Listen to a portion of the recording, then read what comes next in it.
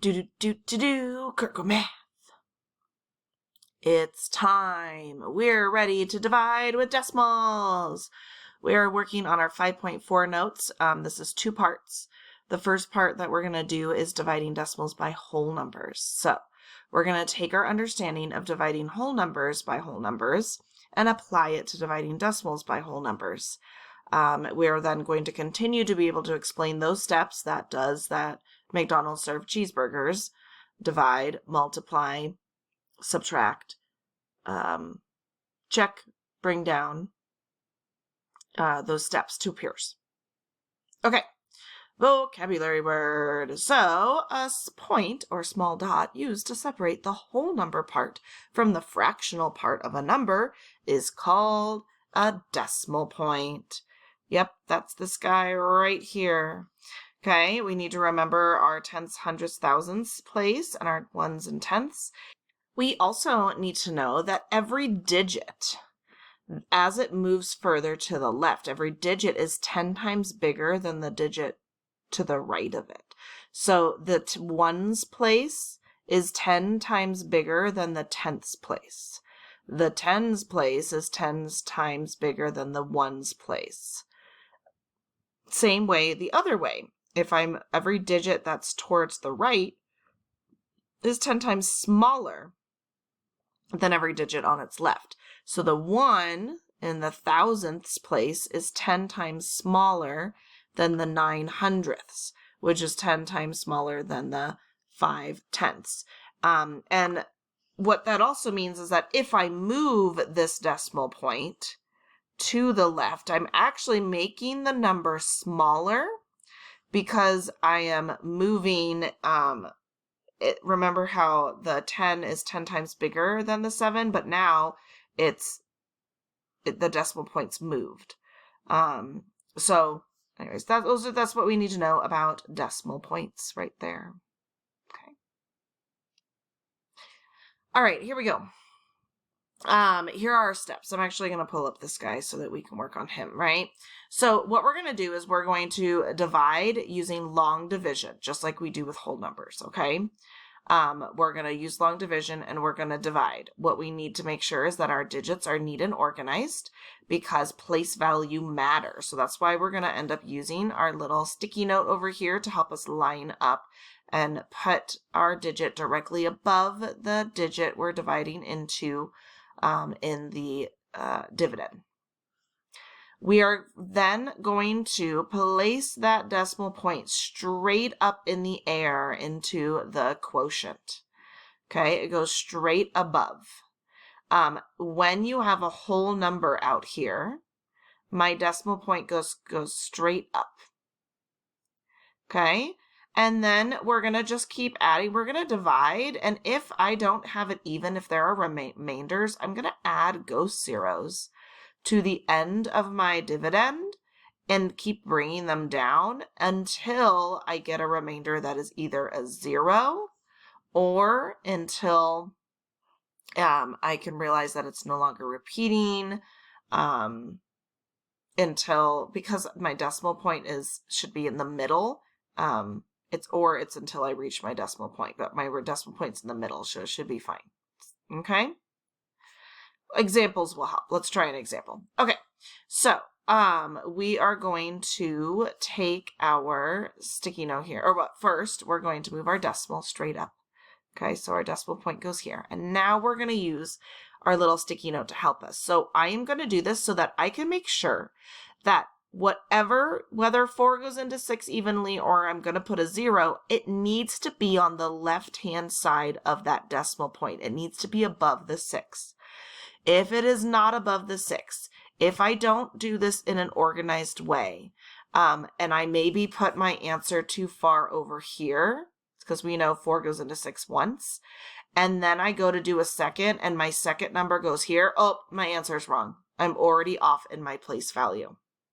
So you need to make sure, and that's why I use the sticky notes, that your numbers are lined up and neat and organized. So 4 goes into 6 one time.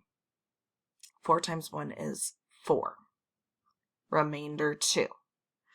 Okay, now I move my sticky note over, We're now dealing with the 4. We're going to bring that down 4 times. 4 goes into 24. Well, let's see. 4 goes into 20 5 times. 24 6 times. Again, I am using that sticky note to help me make sure my digits are in the right spot. So this answer had to go to the right of the decimal point above the 4. Otherwise, I would get the wrong answer.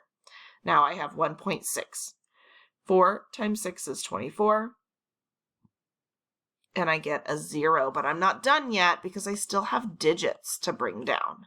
I need to keep going. So even though this is a 0, my remainder is a 0, I'm not going to stop because I still have digits left in my dividend. So I'm going to bring the 2 down, but 4 doesn't go into 2 evenly.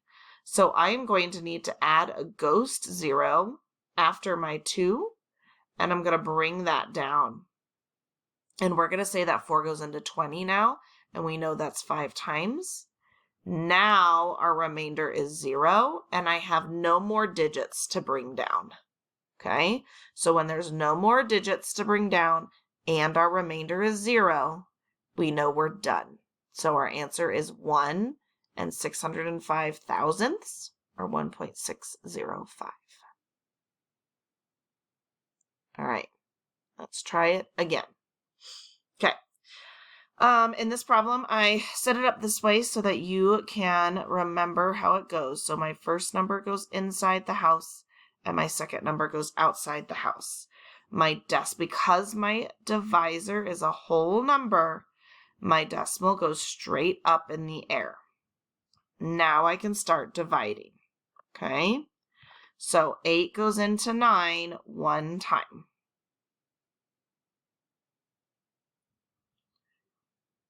Move it over. 8 goes into 17 twice. 16. And if you're going, Miss Kirkwood, where are you getting these numbers from? Remember, I am dividing. Does McDonald's serve cheeseburgers? I'm dividing, multiplying, subtracting, checking, and bringing down. So this was my subtraction. I get a 1. Check my answer is less than my divisor. It is. And now I can bring down my next number. Oh, look, it's another 6. 8 goes into 16 2 times. I'm going to multiply to get 16 and subtract to get 0. Now, I am out of numbers. I'm out of digits in my dividend, and my remainder is 0. So I am done, and my answer is 1.22. All right. We're going to get to practice now on your own. So you can see here we've got 1, 2, 3, 4 practice problems. They should be on your notes if you're doing this on your notes with me. I'm going to show you the problem, and then you need to pause the video. Divide the problem yourself, get an answer, and then come back and check with me. Okay? All right. I wanted to show you really quickly what happens when I either don't use a sticky note or line up my numbers right, or I'm not putting a digit above my dividend into my quotient, or if I'm just kind of messy with my decimal point. But basically, this is what can happen here. So you can see that I started to divide, but I did 14 into 15, and I put my answer here above the 1. That has shifted my entire answer over.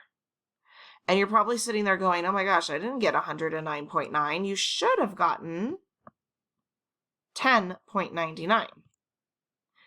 You can see here when I put that placeholder 0 above the 1, it shifts everything so it lines up correctly, and I get the right answer.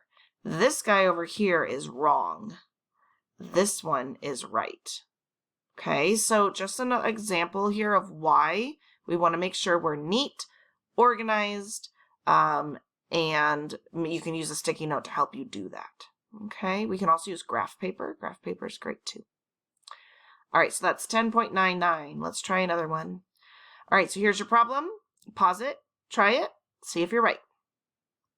All right, you should have gotten 7.375.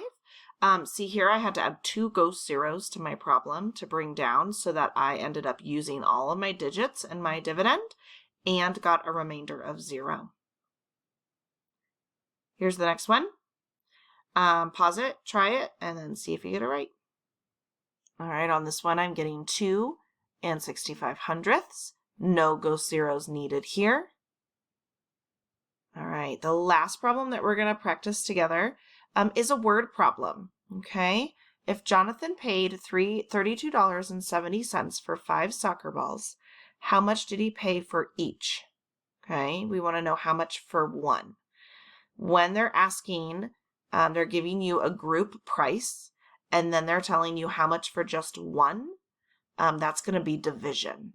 Okay, so we're going to divide $32.70 by the 5 soccer balls. Okay, so we're going to move that up. 5 goes into 3 0 times. 5 goes into 32 6 times. Okay, 27, 5 times.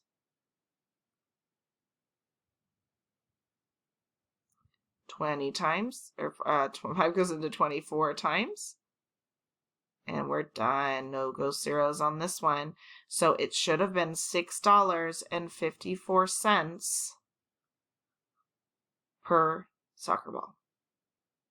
And that's all I got for division with decimals with a whole number divisor. Okay, check out the next video so that you can figure out what to do when we do get a decimal on the outside. And if you have any questions, ask me in class.